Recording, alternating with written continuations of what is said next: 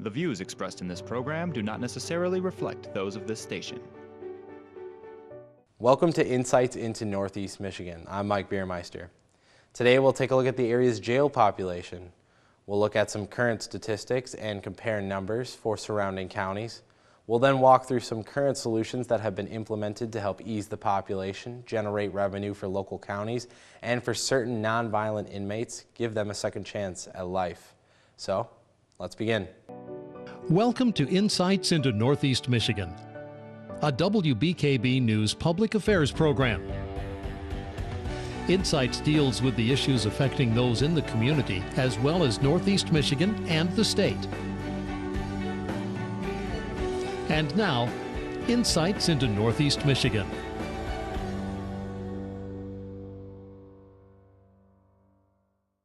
We start by looking at the entire incarcerated population in the United States. That includes people in prison, local jail, parole, and probation. According to the U.S. government's Bureau of Justice, in 2016, the number of people in the U.S. adult correctional systems dropped for the 9th consecutive year.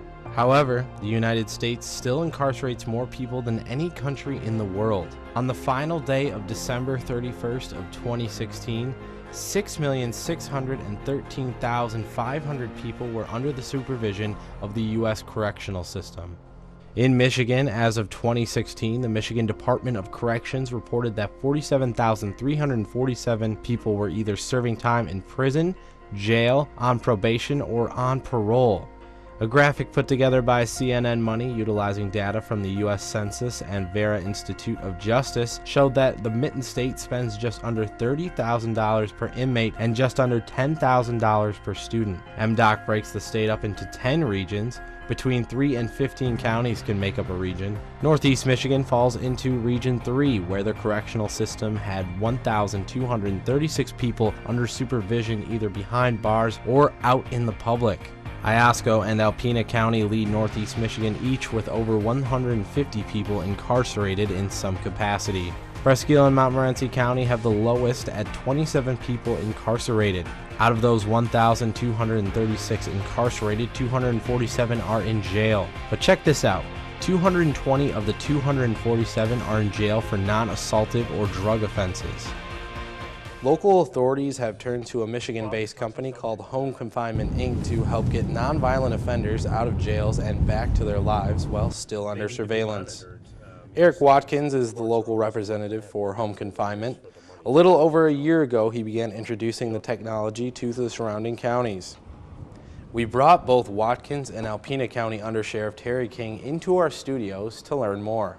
Tell me a little bit about how this relationship started with the Alpena County Sheriff's Office and Home Confinement, Inc. I'm a former Alpena County deputy, so I've known Terry King for a long time, worked hand in hand with him, had him for a supervisor, and you know, we kept in contact, you know, for all these years, and so you know, I came to him and talked to him about maybe the need for alternative to incarceration for people. You know, the jail's overcrowded, and so we just started talking, and we came to you know, agreement that something needed to be done, and so that's kind of how it all came together. So first off, can you describe some of the solutions that you provide to the surrounding counties for, you know, the county sheriff's office? Right. We you know, we work with all the surrounding counties. We have Montmorency, Alpena, Iosco, Presque Isle. We work all through the state with our company, Home Confinement. We are also the Upper Peninsula, and we have 5 other states that we work outside of Michigan. You know, basically what this program does is it gives the alternative to someone that is a nonviolent offender to maybe be out of jail and pay a fraction of the cost of a day in jail to be monitored. You know, so they're able to continue employment or seek employment, be with their families, you know, go to kids' soccer games, things like that. So it helps. It's a win-win situation, you know. I mean, ultimately, and I know Under Sheriff King will agree with this, we don't want people in the jail. I mean, you know, they need to be out and be productive, and this helps them to be able to accomplish that. When did you think about starting to implement this technology from Home Confinement, Inc. In the area? A little over a year ago. We've had the program for just over a year for our office, and it has been a great program. One of the things that we are trying to do is build a little bit of revenue. The sheriff and I are always trying to look at different options to bring in additional revenue for the county, not necessarily at the taxpayer expense, but just bring in additional revenue. And this is a program that worked right along those lines. And that little bit of revenue that we are bringing in is being utilized within their office, or it could actually be used at Judge LaCrosse's office, his courtroom, for additional security. So very interesting stuff. I mean, it sounds like this is a way to really, bring in a little bit of revenue, but that revenue is able to help continue keep the county safer, keep courtrooms safer, as you mentioned, and really just make this a safer place, essentially. And it's able to monitor people, throughout the area, see what they're doing, check how they're, acting in public. You can check on GPS, as you mentioned a little bit earlier. So why do you think this is a good solution to overcrowding jails? Our jail is, I can't say on a regular basis overcrowded. There are certain times throughout the year that it definitely is overcrowded. Currently it's not. But this really benefits our jail because it's getting some people out of jail who don't necessarily need to be there, but they're there because of the crimes that they've committed. And they may be a huge cost to us for medical. And we work with the judges quite closely and saying, hey, we have a potential of this costing the Alpena County taxpayers a bunch of money for medical, dental, vision, whatever, because we are now obligated. So that's put them on tether. And that has worked real well for us because they're very eager to spend $10 or $12 a day to get out of jail, keep themselves out of jail and still be monitored. And we've never had one that has defaulted on it or violated for the most part. Coming up next on Insights into Northeast Michigan, we continue our conversation with Undersheriff Terry King and Eric Watkins of Home Confinement. Plus, later on in Insights, we check in with the jail administrator for the Iosco County Jail to see what methods they've been using to curb their population. Stay tuned. The views expressed in this program do not necessarily reflect those of this station. Welcome back to Insights into Northeast Michigan. Let's continue our conversation with Undersheriff Terry King and Eric Watkins of Home Confinement. People are honoring the system. They're able to pay a little less of the fraction of the cost rather than being incarcerated in jail. Eric, can you touch a little bit more on some of the benefits that the offenders see from these systems? Well, like I said, when an offender gets out, a nonviolent offender gets out, maybe this person has a job and now, they're facing jail for 3 to 6 months to 9 months. A lot of employers are not going to keep that person employed. If they can get out and they can be monitored on a GPS tether or on a portable breathalyzer test like our SoberLink, they can go ahead and they can continue their employment. Maybe they have health benefits, that they would lose by not having that employment. So now it's affecting the whole family, your children, your wife, everybody that's included on those health benefits. Maybe the wife or the husband, whatever spouse it may be, is saying, if you don't get out of jail, I'm leaving.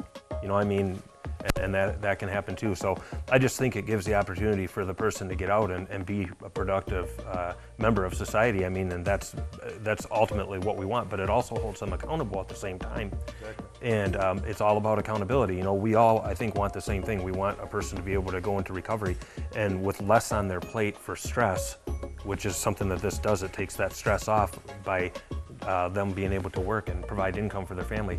That's one more thing they don't have to worry about, and they can concentrate on more on getting clean and sober, and that's ultimately what we want. And how many people right now are currently on the system in this area? I know it's relatively new, just over a year old. So how many people are we seeing using this tethering system as well as breathalyzer system? It varies, throughout Michigan. Our company has about 700 to 800 on average that we monitor 24/7. Alpena, typically there's 3 to 4 somewhere in there. Iosco County usually has 6 to 10 on. Same with Montmorency. Talking about that, one of the things with Alpena is, we have a high amount of people on probation in Alpena County. We all know about the drug epidemic. We know the crime is there as much as people hate to admit it. They want to turn the other cheek, but it's there. The undersheriff can attest to this. And with approximately 400 people we're told on probation, that begs the question, what does the public want to see? How many people do they want to see monitored? Some people might say every one of them. Some can't afford it, and we understand that, but it's something to think about. This is, people that go on probation, they're being held accountable. They need to go to AA meetings. They need to do things like that. You know, are they going to their AA meetings? You know, there's no way to really prove that. You know, if they're on a GPS tether, you know, the probation officer can look at the end of the month and say, you were not where you said you were. It's a violation of probation. Maybe they were on the street with a felon someplace watching a football game. That's not within their probationary terms as well. So there's a lot of different ways that you can utilize it. And I know this technology is rather new, but have you seen any repeat offenders so far who have used this technology and have had to go back to being incarcerated or back to using the system? We have been very lucky. The few people that we have had on the tether program and the SoberLink, they have not violated. There have been a couple times because of the monitoring that the company does, we were notified that a particular individual may have just went by an exclusion zone or barely went through an exclusion zone because of the roadway he traveled, or by chance that he was going down the road and he was driving 72 miles an hour, which is a violation. Instead of bringing him back to jail, we can call him up and say, you know, hey, knock it off. Kind of put him in check here a little bit. We're monitoring you, we see you. And I've said this before too, is for a lot of these individuals on the monitoring system, on the GPS, it's very accurate, right down to just a couple feet. I cannot tell you what you ordered at McDonald's, but I can tell you you were there for 20 minutes. And we can go from there as to what possibly transpired if it was a violation. Which is incredible. I mean, you can literally pinpoint and see where everyone's being, and you mentioned you can see if they're attending AA meetings, if they need to attend those, or if they need to go to some certain, you know, check-in with a probation officer. They can see how that was monitored. And, you know, this technology, I feel, has the potential to continue evolving. So Eric, can you touch a little bit more on, you know, how you see this technology evolving in the future with your company, with other companies as well in the industry? Well, I think that, you know, it seems like it's starting to get a voice, you know. I mean, people are starting to utilize it more. I know, you know, we'll go to conferences and we'll have a booth set up and we run into a lot of sheriff's offices and courts that we currently work with. So we're expanding, our business is growing very, very fast. You know, we've added a lot of people on, we've added a lot of participants on, enrolled more people on Tether and SoberLink, you know, and so it's evolving, and I think that people are starting to see the use of it, you know, and, you know, we need to utilize it more. I mean, it's all about public safety. It really, really is. And you know, people need to have a voice, you know. How do you feel when somebody's hooked up? Would you rather have somebody just be monitored 24/7 or not? You know, like the undersheriff said, we can put exclusion zones around places. You know, we also, if somebody's on what they call house arrest, they're not allowed to leave their home except to go to a probation officer's meeting or something like that, or AA meeting. So we can actually put a 200 or 300 foot area around that home, and when they get outside that 300 feet, we get an alert. As he talked about the speed, we can tell how fast the person's going. So, you know, I happened to send him a screenshot that one time, the incident he's talking about. Guy was doing 73 miles an hour on Long Lake Road by Bolton Road. You know, here he is, this is how fast he's going.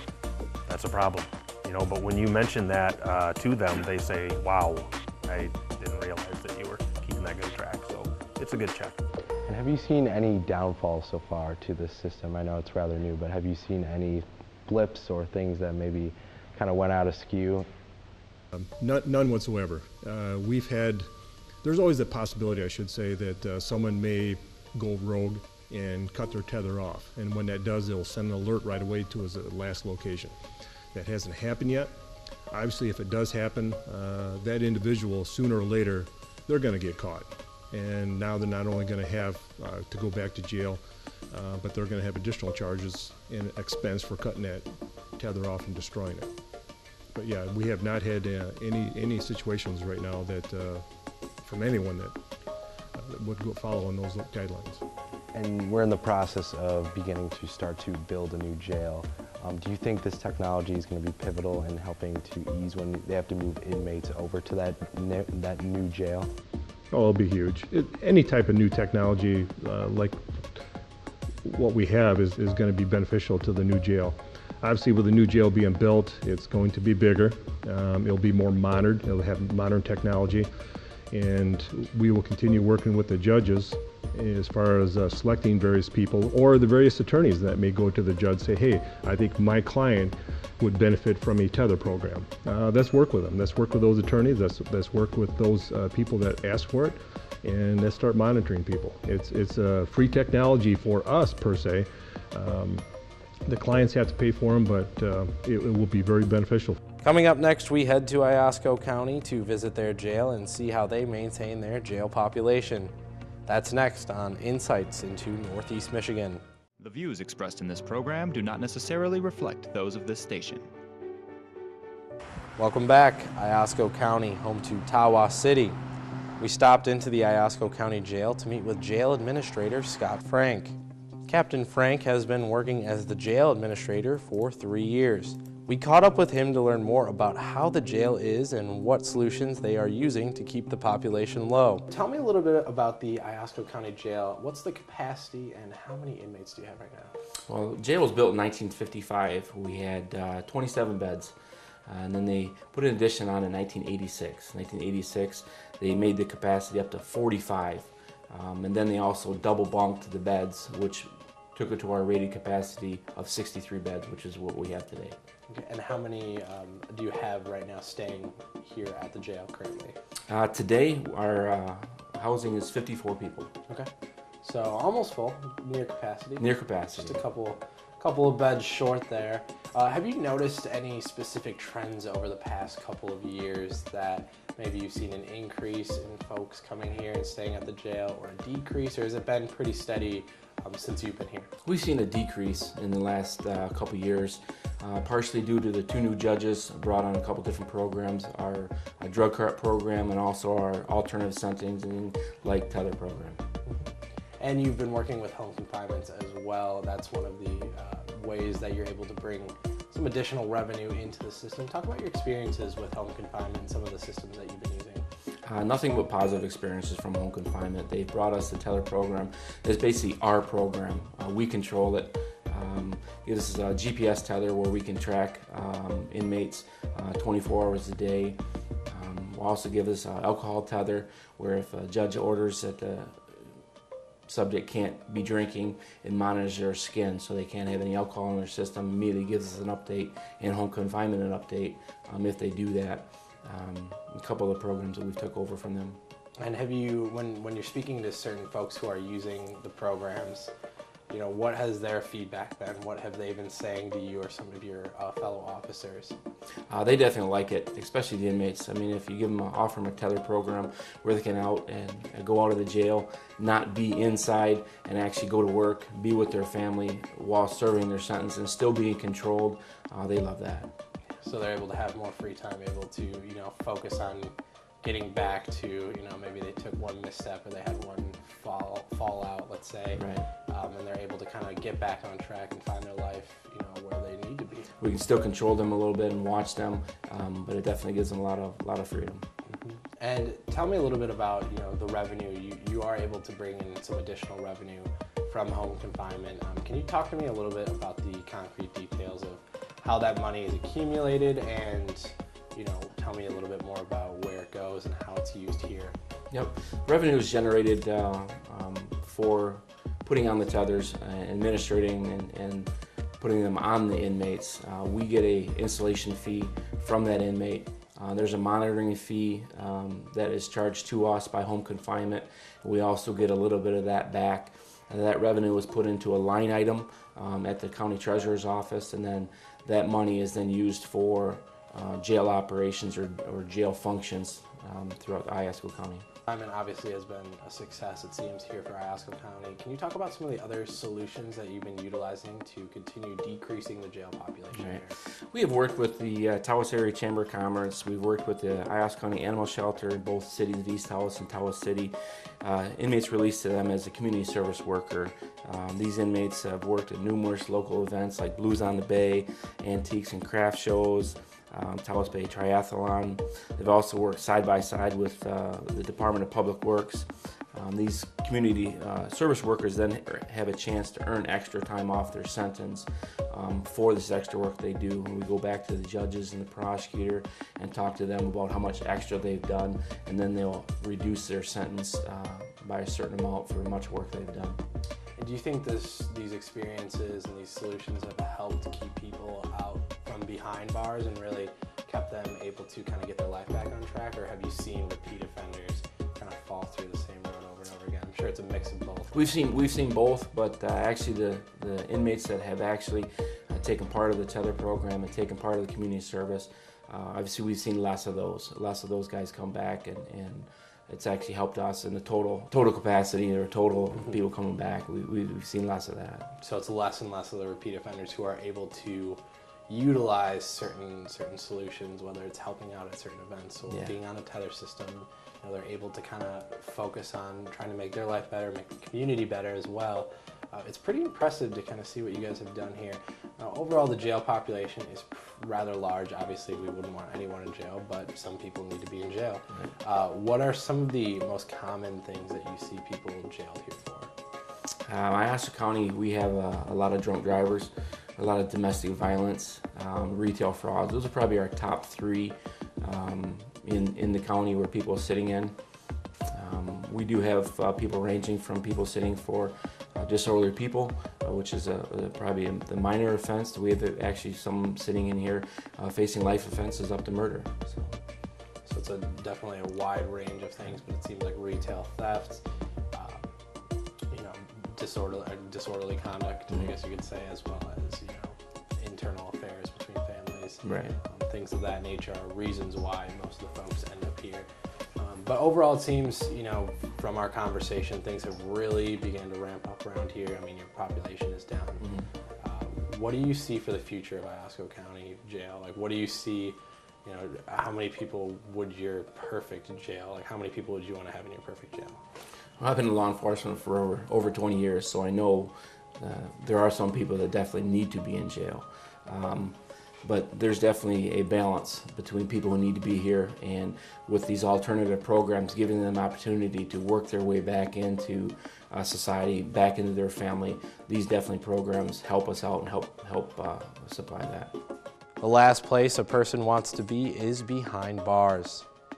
Thanks for watching Insights into Northeast Michigan. Insights into Northeast Michigan is produced by WBKB News. If you have any comments, suggestions, or topics you would like to see on a future show, please email WBKB News. This has been a production of Thunder Bay Broadcasting Corporation. All rights reserved. The furniture and set design for this episode of Insights is provided by Young Appliance Art Van Furniture on US 23 South, Alpena.